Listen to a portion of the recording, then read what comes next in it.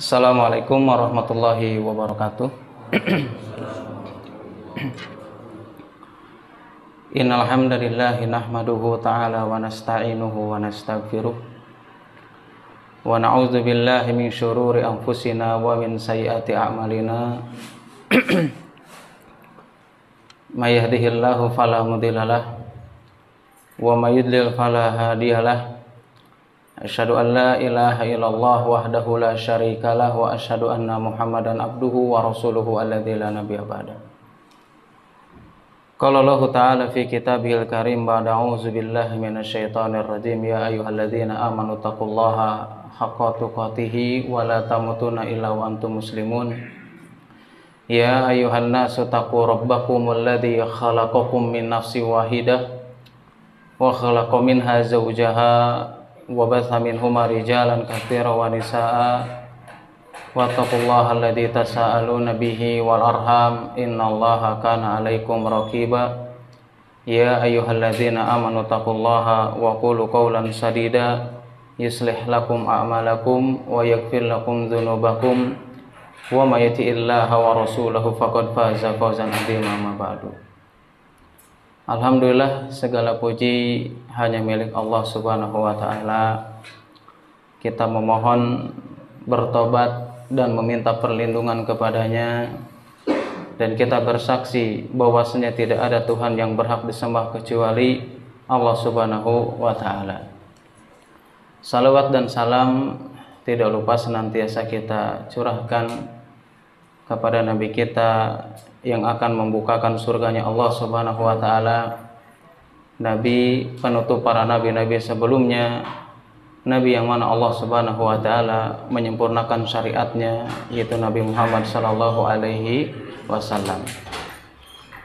Sebagaimana kita ketahui bahwasanya dengan diutusnya Rasulullah sallallahu alaihi wasallam, Allah Subhanahu wa taala mengeluarkan manusia dari gelapnya kesyirikan menuju tauhid. Dan dengan diutusnya Rasulullah sallallahu alaihi wasallam, bahwasanya Allah Subhanahu wa taala mengeluarkan manusia dari gelapnya kemaksiatan menuju cahaya ketaatan kepada Allah Subhanahu wa taala. Dan dengan diutusnya Rasulullah sallallahu alaihi wasallam, Allah Subhanahu wa taala mengeluarkan manusia dari gelapnya kejahilan menuju cahaya iman, cahaya yang bersumber daripada Al-Qur'an dan sunnah Nabi sallallahu alaihi wasallam. Maka berkata sahabat Nabi sallallahu alaihi wasallam Abu Bakar bin Iyas radhiyallahu taala anhu, jikalau kita mengetahui bahwasannya dengan diutusnya Rasulullah sallallahu alaihi wasallam, dan apabila kita mengetahui bahwasanya Allah Subhanahu wa taala mengutus Rasulullah sallallahu alaihi wasallam di tengah-tengah kaum, di tengah-tengah manusia yang berada dalam kerusakan, kemudian dengan diutusnya Rasulullah sallallahu alaihi wasallam ingin merubah keadaan suatu kaum menjadi atau menuju kepada keadaan yang lebih baik, maka kata Abu Bakar bin Ayyas, maka tidak pantas bagi seseorang mencari petunjuk selain daripada petunjuk yang dibawa oleh Rasulullah sallallahu alaihi wasallam. Bahkan beliau mengatakan apa? Dan barang siapa yang dia mencari petunjuk selain dari apa yang dibawa oleh Rasulullah sallallahu alaihi wasallam, berarti dia berada dalam keadaan atau jalan menuju kerusakan dan kebinasaan. Alhamdulillah ya, atas segala nikmat Allah Subhanahu wa taala, kita dimudahkan oleh Allah Subhanahu wa taala bisa bertemu di masjid yang insyaallah diberkahi oleh Allah Subhanahu wa taala ya, sebagaimana Nabi sallallahu alaihi wasallam menjelaskan, wa majtama'a qaumun fi baitin min buyutillah yatluna kitaballah wa yatadarasuna bainahum illa nazalat alaihimus sakinah. Nabi sallallahu alaihi wasallam menjelaskan bahwasanya apabila ada suatu kaum yang mereka senantiasa berkumpul di salah satu rumah dari rumah-rumah Allah Subhanahu wa taala, yatluna kitaballah, mereka membaca Al-Qur'an, mentadaburi Al-Qur'an ya, saling mengajarkan apa yang dijelaskan dalam Al-Quran, illa nazalat alaihimus sakinah, kecuali Allah Subhanahu wa Ta'ala akan menurunkan kepada kita sakinah, ya, ketenangan dari Allah Subhanahu wa Ta'ala ketika kita senantiasa berkumpul di rumah-rumah Allah Subhanahu wa Ta'ala untuk saling mengingatkan, saling mempelajari apa yang dijelaskan dalam Al-Quran dan Sunnah Nabi Shallallahu Alaihi Wasallam. Mungkin untuk kajian ini saya perdana ya di sini ya. Tapi kalau daerahnya, saya dulu waktu kecil sering main di sini waktu sanawiyah, sebelum pesantren dulu. Saya sempat dulu sanawiyah di UPI, Pak. Sampai kelas 2, tapi setelah kelas 2 baru pindah saya ke ya pesantren lah ya. Baru keluar dan yang lainnya. Padahal dulu sering main ke sini, tapi baru tahu juga saya ada masjid di sini ya. Jadi kalau daerahnya sudah nggak asing ya. Termasuk mungkin sama Ustadz Zulfan hafizahullah taala dulu ya, kenalannya karena masih kecil ya. Dulu sering latihan bela diri bareng gitu ya di rumah beliau dulu ya. Waktu saya sanawiyah. Alhamdulillah ya, ternyata sekarang bisa berkunjung lagi ke sini ya. Bisa bertemu dengan saudara-saudara atau teman-teman yang kita insya Allah berteman dibangun di atas keimanan kepada Allah Subhanahu wa Ta'ala. Dan di antara kenikmatan yang lain yang harus kita syukuri ya, kita berkumpul di tempat ini ya. Ini adalah salah satu kenikmatan yang sangat luar biasa ya. Mudah-mudahan kita hadir di tempat ini ya bisa menyambung ukhuwah ya. Kalau nyambung silaturahmi kayaknya nggak mungkin, Pak ya. Karena kita nggak ada hubungan nasab ya. Kalau secara bahasa Indonesia mungkin ya silaturahmi, tapi secara dalam bahasa Arab pada sesungguhnya silaturahmi itu ya membangun atau menjalin hubungan yang sedara atau senasab ya. Kita membangun persahabatan yang dibangun di atas ketaatan kepada Allah Subhanahu wa Ta'ala. Bahagia ya saya bisa ke tempat ini, apalagi kita bisa sama-sama memakmurkan masjid ya untuk beribadah kepada Allah Subhanahu wa Ta'ala. Mudah-mudahan apa yang kita lakukan saat ini ya, bisa sholat berjamaah, bisa kajian bareng, mudah-mudahan ini salah satu cara Allah Subhanahu wa Ta'ala tidak menjadikan kita menjadi orang-orang munafik. Kenapa ya?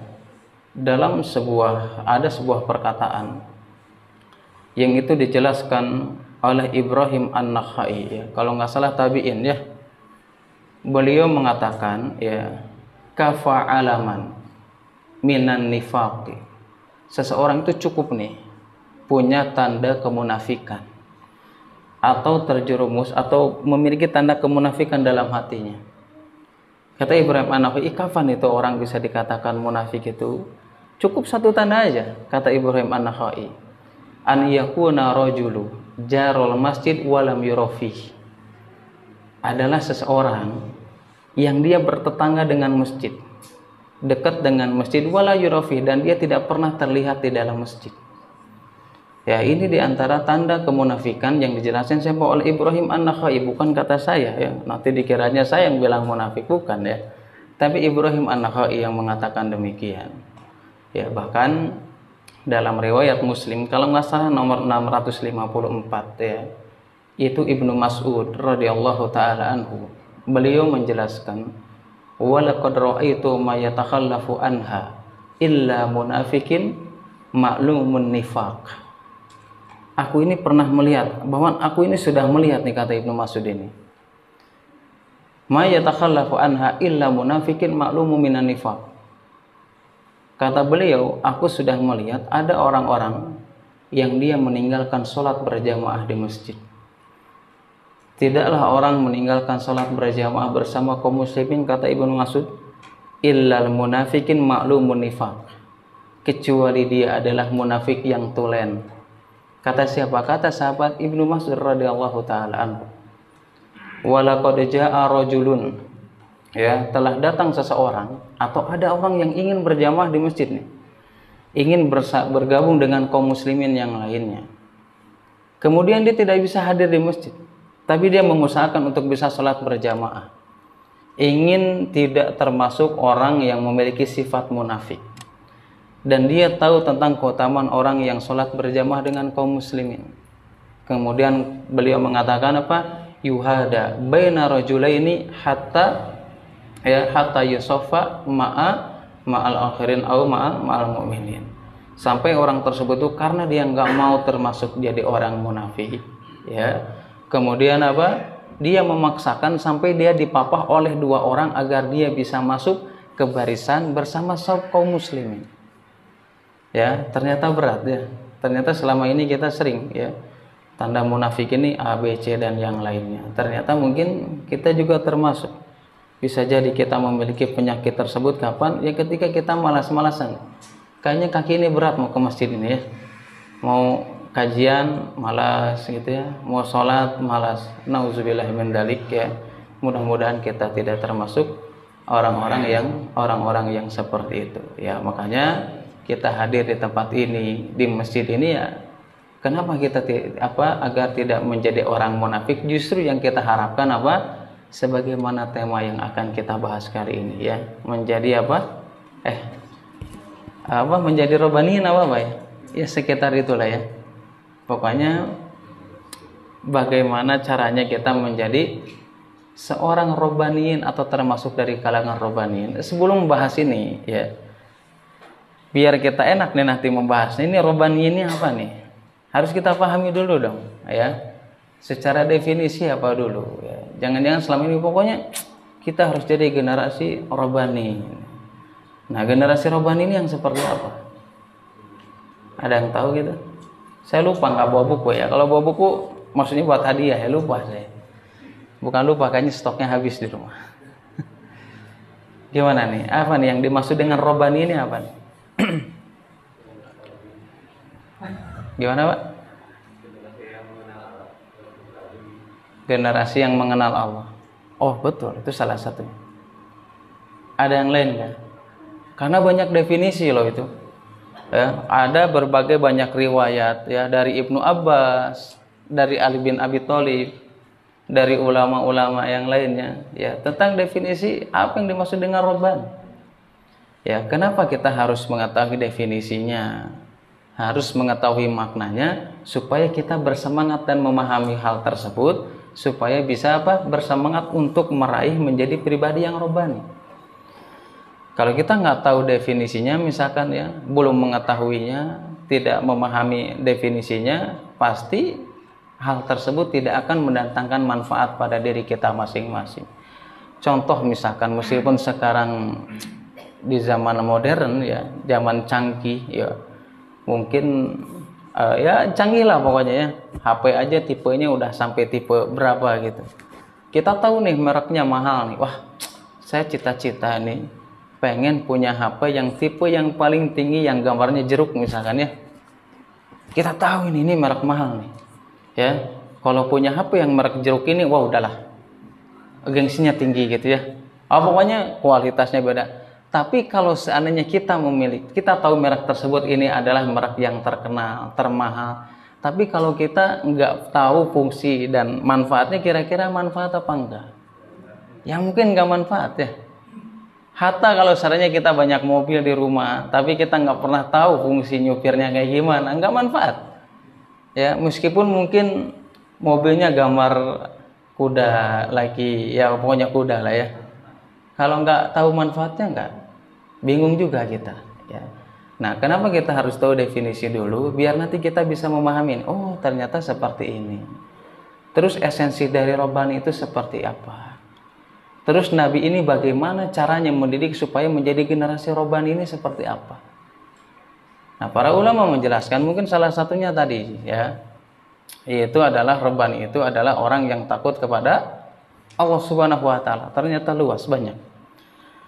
Kalau dari segi bahasa ya, para ulama menjelaskan dalam kitab Zadul Masir ya, fi ilmi tafsir Ibnul Jauzi ya, itu menjelaskan kalau secara bahasa Rabbani itu asal mula katanya itu dari Rabbun. Rabbun itu artinya apa? Yang menciptakan dan yang mengatur makhluk ya, makanya ada namanya tauhid ar-rububiyah. Tauhid rububiyah itu apa? Meyakini Allah lah satu-satunya yang mengatur alam semesta, satu-satunya yang menciptakan alam ini, Satu-satunya yang menciptakan segala sesuatu yang ada di langit ataupun di bumi. Ini secara bahasa awal dari kata Rabbani ini. Ya, dalam kitab Zadul Masir, al ilmi tafsir itu adalah asal mulanya dari Rob.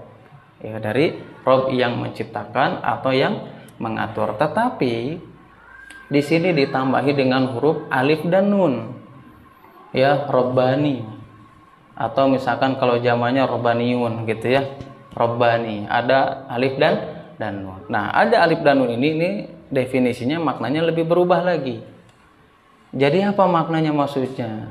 Nah, dalam segi bahasa itu adalah kalau ada tambahan alif dan nunnya itu adalah sifat yang dimiliki oleh seseorang sesuai dengan harapan Allah Subhanahu wa taala. Jadi sifat Rabbani secara bahasa adalah sifat yang dimiliki oleh seseorang yang itu yang diharapkan oleh Allah Subhanahu wa taala. Ya, itu secara bahasa. Adapun secara istilah, ini memang banyak riwayat, banyak definisi, ya.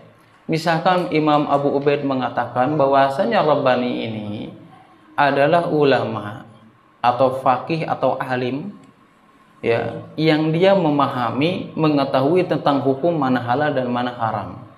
Ini diantara definisinya. Definisi yang lain lagi menjelaskan, ya, yang diriwayatkan yang datang dari Ali bin Abi Thalib radhiyallahu taala anhu. Beliau menjelaskan bahwasanya definisi Rabbani ini yaitu adalah seseorang yang senantiasa menabur atau memupuk rohani orang lain dengan ilmu dan di atas ilmu. Ya, jadi ini dari definisi saja bisa kita simpulkan sebetulnya, ya. Rabbani itu orang yang mengajak manusia melakukan amar ma'ruf nahi munkar, tetapi di atas ilmu, berdasarkan ilmu, bukan dengan syahwat dan hawa nafsu. Ya, kan ada orang mungkin ya amar ma'ruf nahi munkar, ya, tapi bukan karena ilmu, karena syahwatnya, karena hawa nafsunya, karena pola pikir, karena logikanya, bukan di atas dalil. Nah, kalau ada orang yang dia amar ma'ruf nahi munkar, nanti kita jelaskan ya, tapi tidak di atas dengan ilmu. Ya, artinya tidak di atas dengan ilmu itu tidak di atas dalil. Dan tidak dengan ilmu, ya, maka dia tidak dikatakan sebagai Rabbani. Ya, bahkan riwayat lain lagi nih dari Ibnu Abbas, ya, dan yang lainnya, bahwasanya Rabbani ini adalah seseorang yang memiliki ilmu, kemudian dia menyampaikan dengan ilmu tersebut. Definisi yang lain lagi, ya, ini berdasarkan firman Allah Subhanahu wa taala dalam surat Al-Imran ayat 79. Allah Subhanahu wa taala menjelaskan, maka nali basyarin an yu'tiyallahu al-kitaba wal hukma wan nubuwata thumma yaqulu lin-nasi kunu ibadan limin dunillah walakin kulu rabbaniyin, ya, bima kuntum tu'allimunal kitaba wa bima kuntum tadrusun. Nah, dalam ayat ini, ya, bisa kita pahami definisi Rabbani lagi nih. Apa yang dimaksud Rabbani dalam ayat tersebut? Bahwasanya Rabbani dalam ayat tersebut mengacu kepada firman Allah dalam surat Al-Imran tersebut, bahwasanya Rabbani adalah orang-orang yang dia beribadah kepada Allah Subhanahu wa taala semata dan dia tidak melakukan kesyirikan kepada Allah Subhanahu wa taala. Kemudian apa lagi? Dan dia memiliki ilmu, mengamalkan ilmunya, dan dia mendakwahkan di atas ilmu, yaitu di atas dalil. Itu adalah siapa? Rabbani. Ya, jelas ya, Rabbani itu seperti itu. Cukup nggak sampai di sini? Cukup aja mungkin ya. Udah jelas, cukup kan? Insyaallah ya. Nah, itu definisi Rabbaninya, ya. Makanya apa? Makanya dijelaskan di antaranya pendapat yang dijelaskan Ibnul Arabi. Beliau mengatakan, jadi bisa kita simpulkan nih, ya, apa namanya, benang merahnya mungkin ya. Jadi makna Rabbani ini memiliki ilmu, mengamalkan ilmunya, mendakwahkan dengan ilmu. Jadi ini makna Rabbani, ya. Meskipun sebagian ulama ada menambahkan, ya, daripada selain pada itu. Kata Ibnul Arabi, kalau seandainya kita tahu nih bahwasanya Rabbani itu yang memiliki ilmu, mengamalkan ilmunya, mendakwahkan sesuai dengan ilmunya, ya sesuai dengan kemampuannya di atas ilmu, maka apabila ada seseorang tidak ada salah satu poin dari hal tersebut, maka dia tidak disebut robbani. Misalkan dia ini punya ilmu nih, tapi dia nggak mengamalkan ilmunya, meskipun dia mendakwahkan dengan ilmu, dia nggak termasuk robbani, kata Ibnul Arabi. Atau misalkan orang nggak punya ilmu, tapi senantiasa beramal nih, bahkan mungkin dakwah juga, dia juga nggak termasuk robbani. Makanya kata Ibnul Arabi apa? Yang disebut robbani, dia memiliki ilmu, dia mengamalkan ilmunya, kemudian dia berdakwah amar ma'ruf nahi munkar sesuai dengan ilmu yang datang daripada Al-Quran dan Sunnah Nabi Sallallahu Alaihi Wasallam, bukan karena syahwatnya, bukan karena hawa nafsunya, bukan karena tujuan duniawi, bukan. Tetapi dia mengamalkan dari apa yang dijelaskan dalam Al-Quran dan Sunnah Nabi Sallallahu Alaihi Wasallam.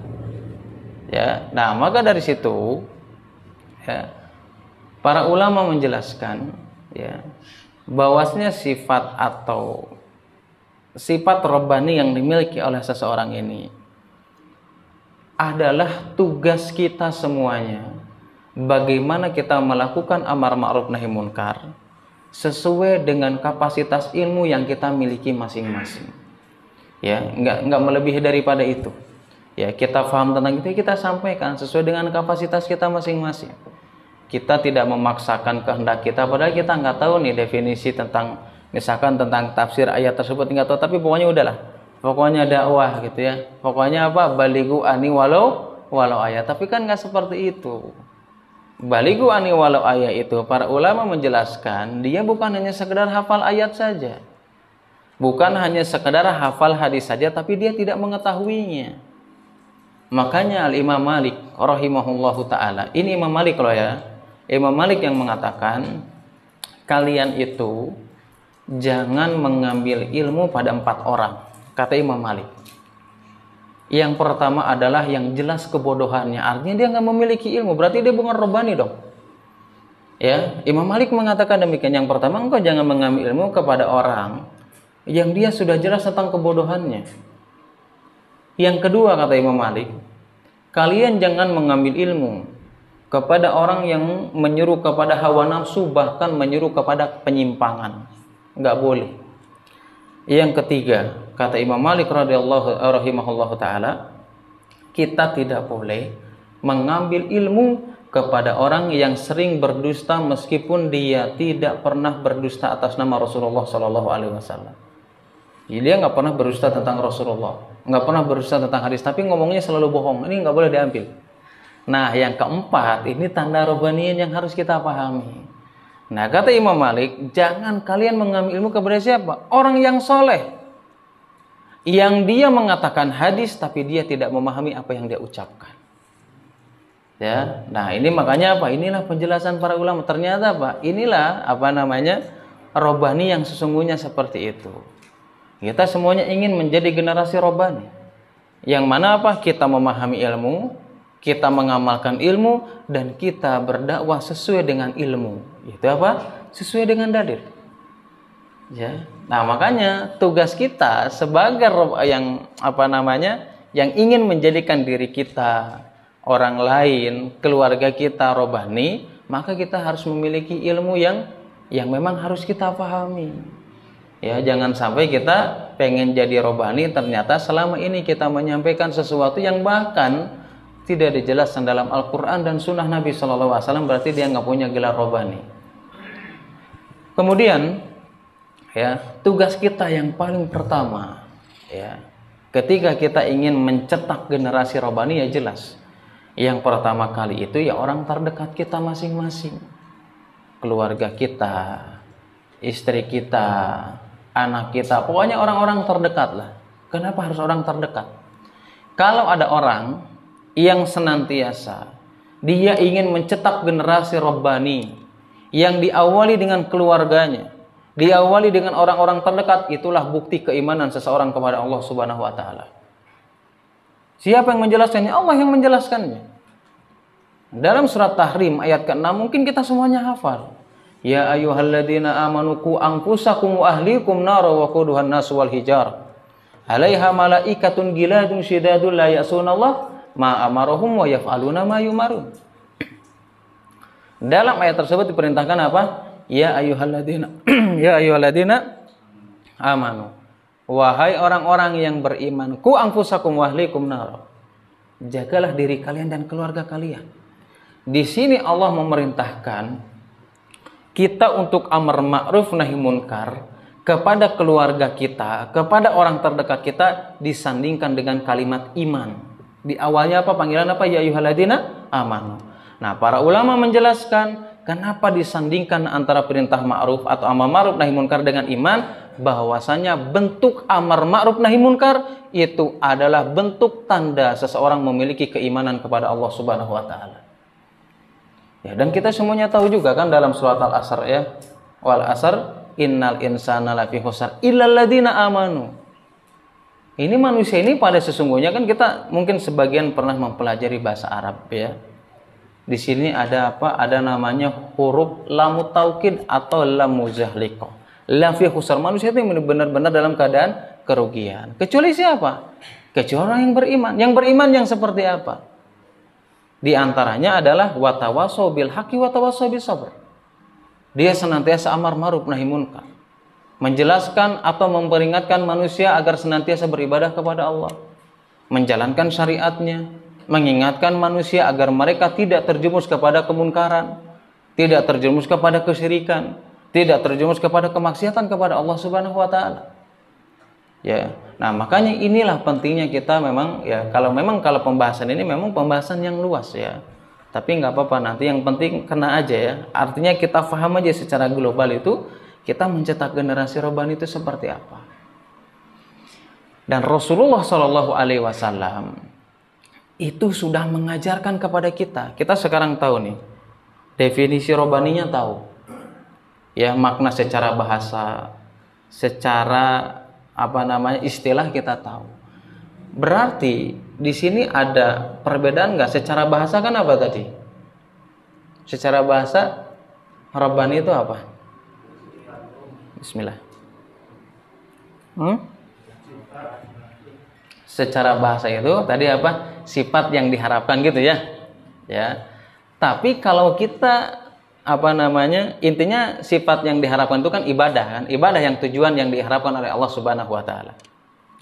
Tapi definisi secara istilah ya, kalau robbani itu intinya adalah ilmu.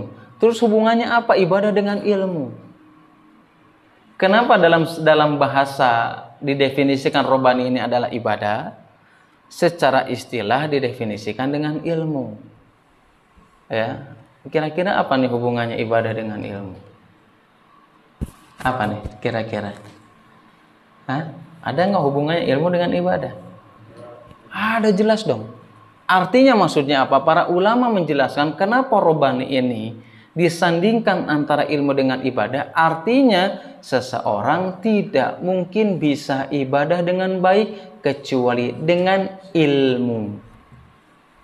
Ya, makanya Imam Ahmad bin Hanbal rahimahullahu taala beliau menjelaskan tidak ada amalan yang lebih mulia daripada ilmu apabila orang yang menuntut ilmunya itu didasari dengan ikhlas. Ya, makanya tadi sama mukadimah ya dijelaskan, kita perbaiki niat kita. Mengikhlaskan kita hadir di tempat ini untuk apa? Kenapa? Ada sebuah nasihat yang dinukil oleh Ibnul Qayyim rahimahullah taala. Perkataan Mu'ad bin Jabal radhiyallahu taala anhu, bahwasanya ilmu yang akan menjadikan seseorang di antara orang robbani ini, yang menjadikan seseorang takut kepada Allah Subhanahu wa taala, ilmu yang menjadikan kita cinta kepada Allah Subhanahu wa taala adalah ketika kita mempelajarinya didasari dengan keikhlasan kepada Allah Subhanahu wa taala.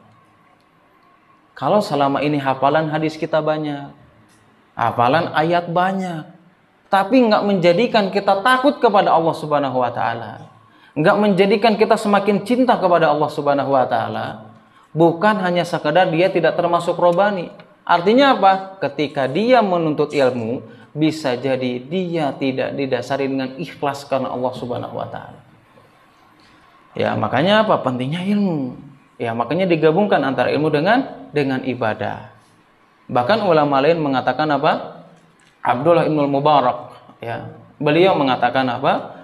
Bahwasanya aku ini tidak mengetahui sesuatu keutamaan setelah nubuah kecuali seseorang yang menuntut ilmu. Ya, berarti apa ya? Kalau mau jadi robani ya harus rajin menuntut ilmu lah. Harus rajin ke majelis ilmu, ya, mempelajari apa yang dijelaskan dalam Al-Qur'an dan Sunnah Nabi Shallallahu Alaihi Wasallam. Itu yang akan menjadikan kita generasi robani yang diinginkan oleh Allah Subhanahu Wa Taala. Ya, bahkan Imam Zuhri mengatakan apa dalam Hiyatul Auliya? Beliau mengatakan tidak ada amalan yang lebih mulia selain daripada ilmu. Makanya apa? Ilmu didahulukan sebelum ibadah, ilmu didahulukan sebelum amal agar kita bisa menjadi robani, karena tidak mungkin kita bisa beribadah kecuali dengan ilmu yang kita pelajari. Ya, bahkan dulu saya pernah menjelaskan, ya, sedikit menyimpang nih dari pembahasan ini. Saya ada kajian tentang fikih, ya. Dulu kita pernah membahas tentang masalah khusyuk, ya, khusyuk dalam sholat, karena membahas fikih tentang sholat, ya. Khusyuk dalam sholat ini, ya, bagaimana kita bisa khusyuk, ya, kan khusyuk itu ada dua, ya, ada dua, benar apa enggak nih? Mana tahu di cincinnya ada tiga gitu, bisa beda gitu, ya. Ada dua, ya, secara jasmani atau secara rohani, ya. Kalau secara jasmani ya kita semuanya tahu, khusyuk itu tidak banyak bergerak, udah itu secara jasmani. Kalau secara rohani, ya, makanya pentingnya kita menuntut ilmu ini dengan ikhlas supaya kita bisa menjadi robani. Salah satunya apa? Orang robani ini dia senantiasa khusyuk dalam sholatnya, khusyuk dalam ibadahnya. Kenapa? Karena orang tidak mungkin bisa khusyuk secara batin kecuali apa? Kecuali dengan ilmu, memahami apa yang dia ucapkan, memahami dari hikmah dari gerakan sholat yang dia lakukan. Semuanya membutuhkan ilmu enggak? Yang membutuhkan ilmu. Nah, itulah definisi robani yang memang harus kita pahami supaya kita paham harus menjadi generasi robani, yaitu adalah orang-orang yang memiliki ilmu, mengamalkan ilmunya, dan dia berdakwah di atas ilmu atau di atas dalil yang keluar daripada Al-Quran dan Sunnah Nabi Shallallahu Alaihi Wasallam berdasarkan pemahaman para sahabat. Nah, itu robani yang sesungguhnya. Kenapa? Ya, Rasulullah Shallallahu Alaihi Wasallam sendiri, beliau ini sudah mengajarkan trik, ya, atau cara, ya, menjadikan seseorang itu menjadi robani. Ya, kita tahu semuanya, ya, amar ma'ruf nahi munkar itu kita menjelaskan tentang sholat, tentang zakat, pokoknya menjelaskan tentang berbagai macam ibadah. Kan ibadah itu banyak, ya. Bukan sholat, zakat, puasa, haji, banyak ibadah ini. Benar nggak? Benar, banyak, ya. Makanya kita harus tahu definisi ibadah itu seperti itu, karena ibadah itu banyak. Ada yang tahu nggak definisi ibadah itu apa? Sampai saya minum dulu maksudnya. Apa definisi ibadah? Bismillah. Kan kita tahu, ya, tadi dijelaskan supaya kita bisa menjadi robani ini adalah beribadah kepada Allah Subhanahu wa taala. Wa ma khalaqtul jinna wal insa illa liya'budun. Nah, yang jadi masalah ini ibadah ini apa? Ya. Nah, bagaimana mungkin kita bisa menjadi robani kalau kita tidak mengetahui ibadah itu seperti apa? Ya, bahkan mungkin sebagian kaum muslimin jangankan ibadah, makna Islam aja. Sebagian kaum muslimin ini tidak memahami tentang definisi Islam. Tapi kalau ditanya Islam, ya, itu pasti jawabannya itu seperti jawaban saya waktu SD. Isya, subuh, lohor, asar, maghrib. Udah apa enggak, Pak? Itu singkatannya, karena orang kita itu pintar menyingkat. Ya, padahal Islam sendiri saja ketika kita ingin menjadi robani, kita juga harus tahu dong. Definisi Islam seperti apa? Definisi ibadah seperti apa?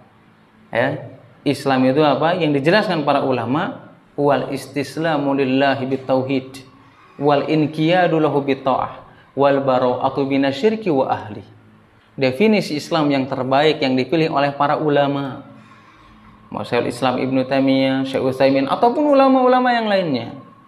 Definisi Islam itu apa? Wal istislamu lillahi bitauhid. Dia tunduk dan patuh kepada Allah Subhanahu wa taala dengan seperti apa?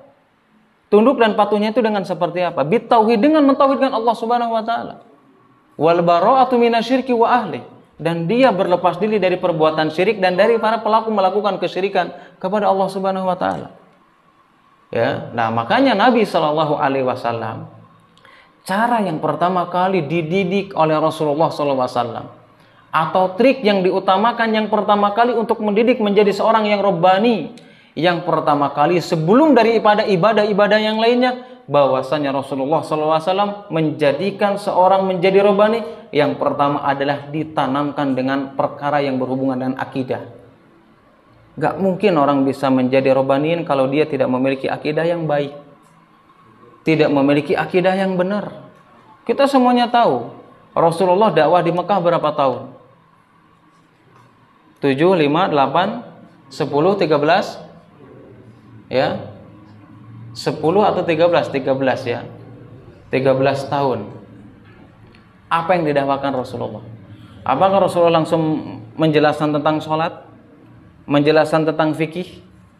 Enggak.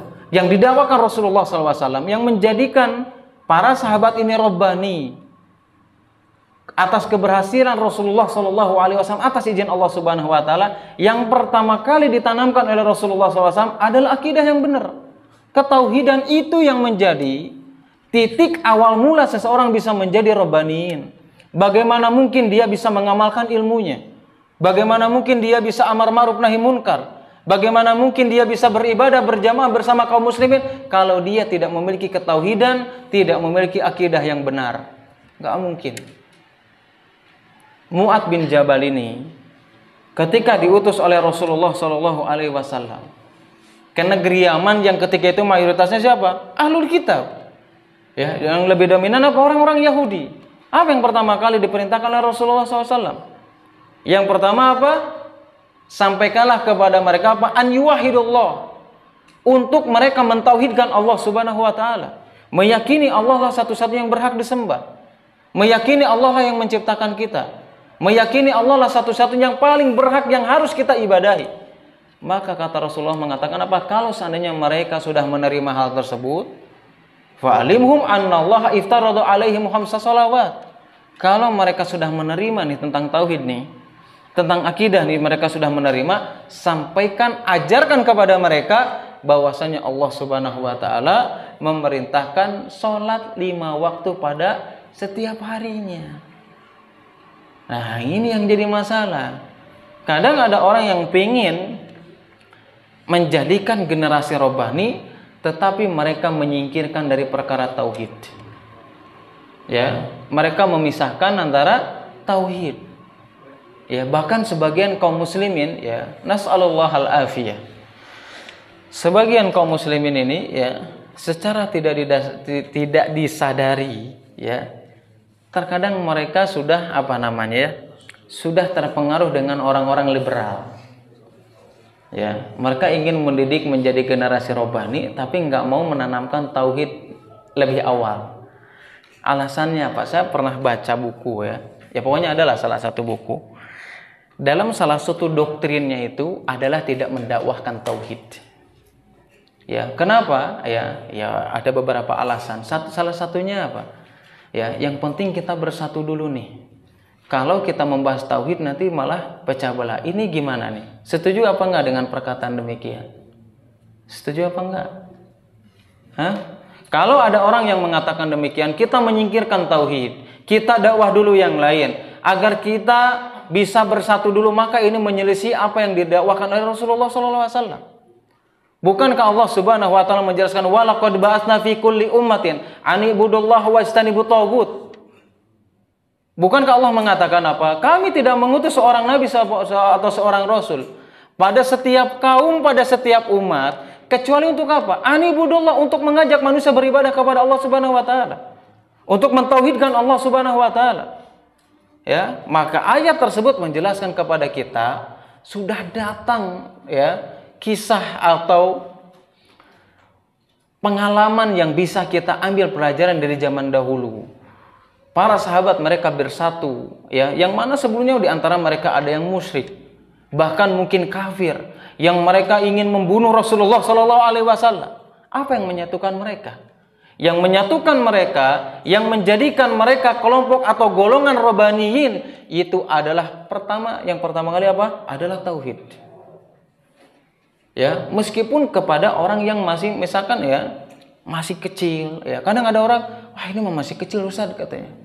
"Kalau masih kecil mah jangan dulu tauhid dulu," katanya. Kenapa? Terlalu berat. Ya, kalau kita nggak mempelajari tauhid, terus gimana kita ibadahnya? Yang mendorong seseorang bisa semangat ibadah itu apa? Apa? Mengenal Allah, tauhid. Nggak mungkin kita sekarang ada di tempat ini kalau kita nggak memiliki ketauhidan kepada Allah Subhanahu wa Ta'ala. Nggak mungkin kita tadi sholat isya berjamaah kecuali kita memiliki keimanan. Dan keimanan tidak akan muncul kecuali apa? Kecuali seseorang memiliki ketauhidan yang benar. Ya, orang malas ibadah, orang meninggalkan ibadah, orang malas-malasan beribadah karena mereka kurangnya ketauhidan kepada Allah Subhanahu wa Ta'ala. Bahkan dalam sebuah riwayat Aisyah radhiyallahu taala anha, beliau mengatakan, dulu ya, kalau seandainya ayat yang pertama kali turun ini ya, atau perintah yang pertama kali turun ini adalah untuk meninggalkan zina, maka kami tidak akan meninggalkan zina. Kalau seandainya perintah atau ayat yang pertama kali turun itu adalah larangan untuk meninggalkan mencuri, kami tidak akan pernah meninggalkan mencuri. Tapi apa yang menjadikan kami meninggalkan maksiat tersebut? Karena yang pertama kali turun adalah perintah atau menjelaskan mana surga dan neraka, dan itu adalah bab tauhid. Ya, orang nggak mungkin bisa meninggalkan kemaksiatan, orang nggak mungkin bisa menjadi Rabbaniyin dengan menjalankan berbagai perintah yang diperintahkan oleh Allah Subhanahu wa Ta'ala ketika dia menyelisih daripada dakwah yang diajarkan oleh Rasulullah SAW. Adalah dakwah tauhid untuk mengokohkan keimanan kita masing-masing. Orang ketika tauhidnya sudah kokoh, keimanannya sudah kokoh dalam hatinya, apapun yang diperintahkan dalam syariat, maka tidak ada sedikit pun syariat yang dia tinggalkan. Ya, dakwah Rasulullah SAW ketika datang ke Madinah. Rasulullah SAW datang ke Madinah. Madinah ketika itu, ya, para sahabat yang memang sudah memiliki keimanan yang sudah kokoh. Apakah Rasulullah SAW ya harus dengan cara yang cara yang luar biasa? Enggak. Ketika Rasulullah datang ke Madinah, beliau mengatakan apa? Bahwasanya dalam Islam ini diharamkan seseorang untuk atau diharamkan bagi perempuan yang mereka tidak menggunakan hijab atau jilbab. Apa yang dilakukan oleh para sahabiat? Mereka langsung ngambil hordeng-hordeng ini, digunakan untuk apa? Digunakan sebagai apa? Sebagai hijabnya. Apakah mereka menolak? Enggak menolak. Apa yang menjadikan mereka menolak? Karena sudah tertanam keimanan yang kuat, ketauhidan yang kokoh. Kalau kita selama ini malas-malasan beribadah, berarti kurang kita mengenal Allah Subhanahu wa Ta'ala. Kurang ketauhidan kita. Karena apa? Tauhid ini adalah supaya kita mengenal Allah. Makanya tadi dijawab ya sama pokoknya sama itu ya. Kalau Rabbani ini apa? Orang yang dia merasa takut kepada Allah. Mungkin nggak dia rasa takut kalau dia nggak belajar tauhid? Mungkin nggak? Nggak mungkin. Mungkin nggak dia takut kepada Allah Subhanahu wa Ta'ala, cinta kepada Allah Subhanahu wa Ta'ala tanpa dia mengenal Allah Subhanahu wa Ta'ala. Tapi kalau sudah ada dasar cinta kepada Allah Subhanahu wa Ta'ala, apapun yang diperintahkan oleh Allah Subhanahu wa Ta'ala dan Rasulnya, maka dia tidak akan pernah sedikit pun meninggalkan, karena dia memiliki akidah atau tertanam keimanan yang kuat karena dia mempelajari tauhid. Ya, kita mau diajarkan sholat, mau di zakat dan sebagainya, semuanya intinya adalah tauhid. Makanya Al-Hafidz Al-Imam Ibnul Qayyim rahimahullahu ta'ala, beliau menjelaskan apa? Bahwasanya Al-Quran ini adalah seluruhnya tauhid. Setuju apa enggak? Setuju enggak? Ya enggak apa-apa, mau menyelisih Imam Ibnul Qayyim juga silahkan aja, saya punya dalil aja kan gitu. Setuju enggak? Nah sekarang kalau ada pertanyaan, kalau misalkan Imam Ibnul Qayyim ini mengatakan kalau Al-Quran ini seluruhnya tauhid, kan di dalamnya ada sholat, ada zakat, gimana? Sholat dan zakat ini identik lebih apa? Lebih ke masalah fikih. Gimana menjelaskannya? Bismillah. Gimana cara menjelaskannya? Nah, para ulama menjelaskan, Kenapa Imam Ibnul Qayyim ini ya mengatakan bahwasannya Al-Quran ini adalah tauhid, meskipun di dalamnya ada sholat, ada zakat, ada haji atau ibadah-ibadah yang lainnya. Para ulama menjelaskan, tidaklah seseorang melaksanakan sholat, membayar zakat, melaksanakan haji, melaksanakan ibadah-ibadah lain, kecuali itu adalah bentuk konsekuensi ketauhidan yang ada dalam hatinya. Ya, artinya apa? Yang mendorong amalan yang lain itu bisa sholat, zakat dan yang lainnya itu apa? Itu konsekuensi buah daripada apa? Buah daripada ketauhidan dan keimanan yang ada pada diri kita masing-masing. Inilah baru robaniin sejati. Tidak dia mengenyampingkan apa? Tidak mengenyampingkan dakwah tauhid. Karena itu yang paling utama. Ya, kadang ada orang mungkin pengen menjadi robaniin tapi dimulai dakwahnya bukan daripada tauhid. Kita enggak menyalahkan itu. Ya, karena memang cabang ilmu dalam Islam itu kan banyak. Ya, makanya Jundu bin Abdullah dalam sebuah riwayat, ya, itu diriwayatkan dari Ibnu Majah dan yang lainnya. Beliau mengatakan apa? Kami dulu ini bersama Rasulullah Shallallahu Alaihi Wasallam, ya. Dan ketika kami bersama Rasulullah Shallallahu Alaihi Wasallam itu, usia kami ini menjelang usia balik, menjelang usia balik, ya. Kemudian kata Jundu bin Abdullah ini mengatakan, ketika itu kami diajarkan tentang iman sebelum daripada Al-Quran. Dan ketika kami diajarkan Al-Quran, maka bertambahlah keimanan kami. Ya, diajarkan iman apa? Itu tentang tauhid. Ya, makanya Imam Ibnul Qayyim rahimahullah taala dalam kitab Zadul Ma'ad dan ulama-ulama yang lainnya menjelaskan, ada orang ini, kondisi orang antara seseorang keimanan dengan Al-Quran ini ada 4 kondisi. Ada orang yang dianugerahi ya memahami atau memiliki keimanan dia memahami dengan Al-Quran. Ada orang yang dia tidak paham Al-Quran dan dia juga tidak memiliki keimanan. Ada orang yang paham Al-Quran tapi dia tidak memiliki keimanan. Dan ada orang yang memiliki keimanan tapi dia tidak paham dengan Al-Quran. Ya, dan Jundu bin Abdullah mengatakan apa? Kami ketika bersama Rasulullah menjelang usia balik, kami diajarkan dulu tentang iman.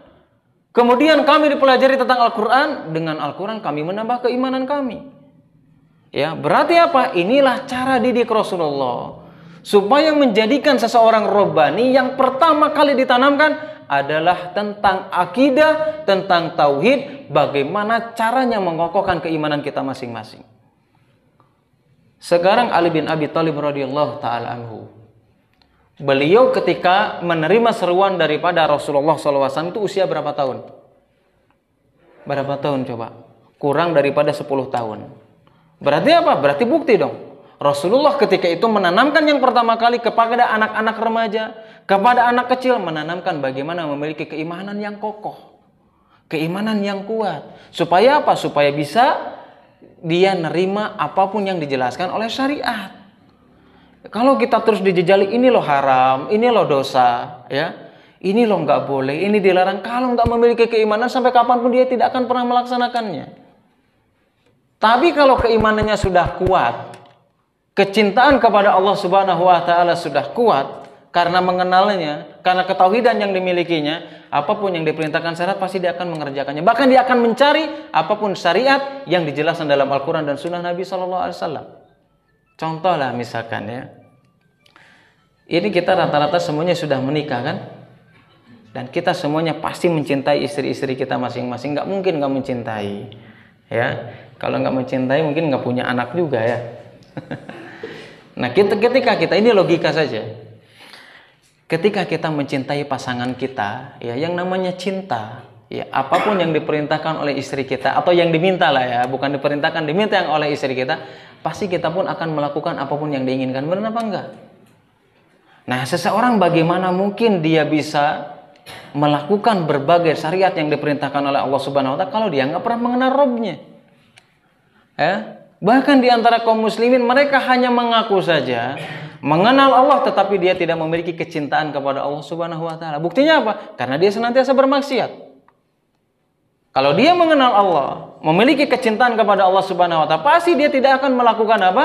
berbagai larangan yang dilarang oleh Allah Subhanahu wa taala dan pasti akan menjalankan perintahnya. Ya, makanya Ibnu Mas'ud atau Ibnu Qayyim yang menukil perkataan Ibnu Mas'ud, di antara bentuk keilmuan seseorang, orang betul-betul memiliki keilmuan yang sesungguhnya adalah ketika dia merasa takut kepada Allah Subhanahu wa taala. Kenapa? Karena dengan rasa takut ini akan mendorong seseorang melaksanakan ketaatan menjadi robbani. Dan dengan rasa takut dia akan meninggalkan kemaksiatan sebagai bukti dia termasuk orang-orang robbani yang memiliki rasa takut kepada Allah Subhanahu wa taala. Ya, jadi tetap ya inti dari setiap perkara dalam agama Islam ini, inti dari setiap persoalan dalam agama Islam, bahkan persoalan umat ini, paling kunci yang paling utama adalah dia menanamkan tauhid pada diri kita masing-masing, pada orang-orang sekitar, itu sebagai bentuk orang yang akan mendapatkan gelar sebagai Rabbaniin. Ya, nggak boleh kita untuk menyampingkan itu. Boleh kita mempelajari, boleh, karena ilmu itu banyak. Ya, tapi jangan sampai kita selama ini kalau belajar tauhid terlalu berat. Saya pernah ya bertemulah dengan salah satu ikhwan ya. Nanya Ustaz sekarang kajian tentang apa nih? Karena saya kebetulan punya kajian di Damar Mas ya, di Kamasan, di komplek Damar Mas. Ustaz sekarang kajian di Damar Mas apa nih? Ya, saya jelas tentang akidah, tentang tauhid. Tentang apa Ustaz? Tentang usul salasah misalkan. Dia langsung mengatakan, wah berat eta mata cenah. Lah kalau ente berat, ente selama ini mau belajar agama kayak gimana? Ente sadar nggak ibadah yang ente lakukan ini harus didasari dengan tauhid? Ya, bukankah surat Al-Kahfi menjelaskan ayat yang terakhir, ayat 110 kan menjelaskan, "Faman kana yarju liqa'a rabbih falyamal amalan sholihan wa la yusyrik bi ibadati rabbih ahada." Ketika engkau mengharapkan pertemuanmu dengan Allah Subhanahu wa taala karena robbanimu, ya, ketika engkau mengharapkan ganjaran dari Allah Subhanahu wa taala karena sifat robbani yang kau miliki, apa syaratnya? Falyamal amalan salihan. Amalan saleh itu apa? Amalan yang sesuai dengan tuntunan Rasulullah SAW. Wala yusyrik bi ibadati rabbih, dan jangan engkau menyekutukan Allah. Artinya apa? Engkau mentauhidkan Allah Subhanahu wa taala. Nah, ini yang harus kita sering tanamkan. Kita nggak perlu bosan dengan mempelajari tauhid untuk menjadi pribadi yang robbani. Karena apa? Karena tauhid ini adalah hal yang harus kita tanamkan, harus senantiasa kita ingatkan sepanjang masa selama kita masih hidup. Kenapa? Karena tauhid berhubungan dengan iman. Karena iman, pendapat ahlu sunnah wal jamaah, apa? Yazidu bi ta'atir rahman wa yanqusu bi ta'atis syaitan. Karena keimanan menurut pemahaman akidah ahlu sunnah wal jamaah ini, iman ini bertambah dengan ketaatan kepada Rahman, kepada Allah Subhanahu wa taala, dan berkurang dengan kemaksiatan kepada Allah Subhanahu wa taala. Dan hal yang paling pokok bisa menanamkan bahkan menambahkan keimanan yang ada pada diri kita masing-masing, yaitu adalah seseorang memiliki atau mempelajari tauhid. Jangankan jadi robbani, dia jadi penguasa bagi manusia aja bisa dengan tauhid. Percaya enggak? Harus percaya. Ya. Abu Bakar Siddiq radhiyallahu taala anhu mengutus pasukannya ya ketika selepas wafatnya Rasulullah sallallahu alaihi wasallam. Mengutus siapa? Khalid bin Walid ke negeri mana? Ke negeri salah satu negeri adidaya, Persia. Ya, musuh terbesar. Ya, dipimpin siapa? Khalid bin Walid. Mengirim Abu Ubaidah ke mana? Ke negeri Syam. Mereka menaklukkan negeri Syam. Menguasai sepenuhnya negeri Syam. Mengutus Amr bin As kemana? Ke Mesir. Ya, apa yang mendasari kemenangan tersebut datang apa? Yang mendasari peperangan Rasulullah SAW dengan pasukan seadanya, ya, dengan peralatan seadanya. Tapi banyak peperangan, pertempuran Rasulullah SAW yang dimenangkan oleh kaum muslimin itu semuanya berkat ketauhidan yang ada pada diri kita masing-masing. Berkat ketauhidan yang ada pada diri para sahabatnya Rasulullah SAW. Gak mungkin bisa mengalahkan pertempuran kecuali dia memiliki keimanan dan memiliki ketauhidan yang kokoh dalam dirinya. Itu yang menjadikan dia menjadi orang Rabbani. Karena janji Allah itu jelas dalam salah satu firman Allah Subhanahu wa taala. Dalam surat An-Nur ayat 55 itu dijelaskan, wa'adallahu alladhina amanu wa amilus solihat la yastakhlifannahum kama stakhlafal ladzina min qablihim wa la yumakkinanna lahum dinahum alladzi tardaw lahum wa la yubaddilannahum min ba'di khaifin amna ya'budunani wa la yusyrikuna bi syai'a wa man kafara ba'da dzalika fa ulaika humul fasiqun. Nabi SAW menjelaskan bukan hanya sekedar kita menjadi Rabbani. Orang-orang yang beriman kepada Allah mungkin nggak beriman tanpa memiliki ketauhidan? Nggak mungkin. Kemudian dalam ayat tersebut Pak, orang-orang yang beriman kemudian apa? Melakukan amalan soleh. Artinya apa? Orang tidak mungkin melakukan amalan soleh bisa menjadi Rabbani kecuali memiliki keimanan. Dan orang tidak mungkin memiliki keimanan kecuali memiliki ketauhidan yang kokoh dalam hatinya. Terus kalau orang beriman melakukan amalan soleh, kemudian dia menjadi Rabbaniin atau generasi Rabbani, terus apa yang akan didapatkannya? Allah di situ menjelaskan apa? La yastakhlifannahum kama stakhlafal ladzina min qablihim. Allah akan memberikan kekuasaan kepada mereka, memberikan kemenangan kepada mereka sebagaimana kemenangan yang telah diraih orang-orang terdahulu. Kemudian apa? Wala yumakkinanna lahum dinahum alladzi tardaw. Dan bahkan Allah itu akan memberikan ketenangan kepada kita untuk apa? Untuk menjalankan syariat. Ya, kalau kita nggak pernah merasakan ketenangan menjalankan syariat, berarti kurang keimanan kita. Kita masih takut menjalankan syariat. Ya, mau ke masjid takut diejek, berpegang teguh kepada syariat Islam takut digelari ABC dan sebagainya, kurang imannya itu. Ya, dan Nabi sudah menjelaskan kepada kita semuanya akan menemukan zaman yang ketika kita ingin menjadi Rabbani, berpegang teguh dengan syariat ini adalah seperti orang yang memegang bara api. Sulit kita, berat kita. Ya, berpegang teguh kepada syariat dituduh radikal, dituduh ABC dan yang lainnya. Allah musta'an. Dan ini sudah diprediksi oleh Nabi SAW.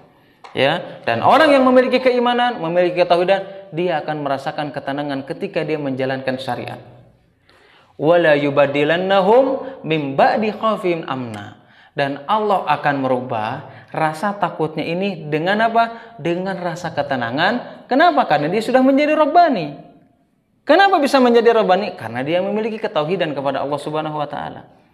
Dan orang-orang yang memiliki rasa takut dalam hatinya ketika ingin menjalankan syariat, ingin menjalankan berbagai perintah yang dijelaskan oleh Allah Subhanahu wa taala dan Rasulnya, itu diantara sifat orang-orang musyrikin. Allah Subhanahu wa taala menjelaskan, sanulqil ladzina fi qulubil ladzina kafaru ru'ba. Allah itu akan menanamkan rasa takut kepada orang-orang yang dia melakukan kesyirikan, artinya tidak memiliki ketauhidan. Ya, akan ditanamkan oleh Allah Subhanahu wa taala rasa takutnya. Kenapa? Bima asyraku ma lam yunazil bi sultanan. Karena dia melakukan kesyirikan, tidak memiliki ketauhidan kepada Allah Subhanahu wa taala. Hancurnya umat ini, hancurnya kaum muslimin, dirusaknya kaum muslimin oleh orang-orang yang tidak pernah cinta kepada Islam, tidak pernah cinta dengan ajaran Rasulullah. Karena apa? Karena kurangnya seseorang memiliki ketauhidan, akhirnya apa? Hubbud dunya wa karahiyatul maut. Dia cinta apa? Cinta dunia dan dia apa? Takut mati. Itu yang merusak agama Islam. Bagaimana mungkin kita bisa menjadi generasi Rabbani kalau kita tidak menanamkan ketauhidan sejak dini? Itu yang paling penting. Meskipun nanti dijelaskan ya Rabbani itu apa? Menjalankan sholat, zakat, puasa dan yang lainnya. Intinya sifat atau orang ingin mendapatkan atau menjadi generasi Rabbani, tanamlah ketauhidan dengan sekuat-kuatnya, dengan sekokoh-kokohnya, maka dia pasti akan menjalankan berbagai syariat yang diperintahkan oleh Allah Subhanahu wa taala sebagai bentuk seseorang dikatakan golongan atau apa? Generasi Rabbani. Wallahu a'lam bishawab. Jelas ya sampai di situ ya? Jelas, lumayan udah 1 jam nih. Sudah saya hitung lihat jam sana ya. Karena memang idealnya seperti itu ya. Ya 45 menit, 50 menit, maksimal sejam lah. Kalau lewat 1 jam itu nanti posisi duduknya udah berbeda-beda ya. Ada yang kemana gitu ya. Udahlah gitu. Itu mungkin yang bisa disampaikan ya. Kurang lebihnya mohon maaf. Mudah-mudahan bermanfaat nih. Apa yang saya sampaikan ini saya mengingatkan kepada diri saya pribadi ya. Dan umumnya kepada bapak-bapak sekalian. Cukup sini Pak. Subhanakallahumma wa bihamdika asyhadu an la ilaha illa anta astaghfiruka wa atubu ilaik. Assalamualaikum warahmatullahi wabarakatuh.